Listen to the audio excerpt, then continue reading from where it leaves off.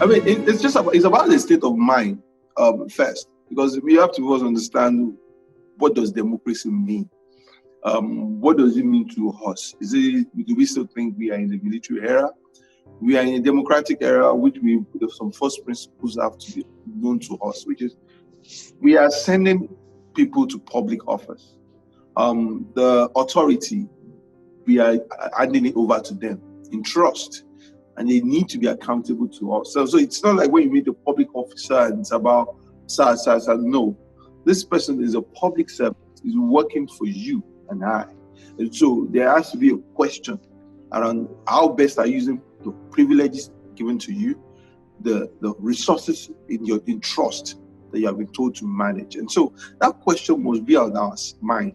And that creates that oasis of relentless demand, within us. And it comes about the what do we now do in actual terms. When we have that state of mind, then we know that it could be a letter, it could be a tweet, it could be a Facebook post, it could be an inquiry to even know, okay, I live in this area, for example.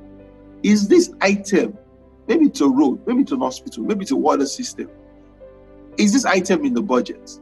So if I've tried to go to an Ask budget or Ask tracker and say, okay, or Ask other organizations and find out if those items in the budget, okay, can I, on my own self-enlightened interest, write a letter to a member of parliament, to a legislature, or to the governor or anyone? The worst you would get is that you will not get acknowledgement or you will not get response. But you have to, I can bet you that your letter would get somewhere if you are consistent in it.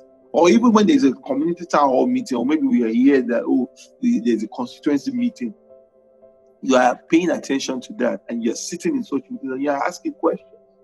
The thing about public service is that when there is no demand put upon it, then you find out that the reaction comes across as some form of autocracy. So who are you to ask me a question?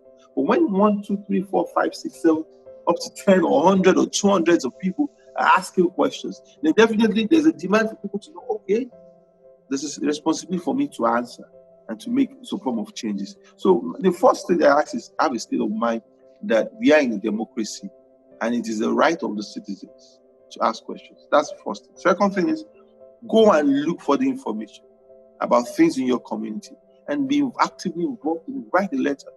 Do something about it and be persistent. So it's not like, I wrote the first time. Because there's this cloud of pessimism that we have. That when I do it, nobody would care. Nobody will answer. But you do your part first.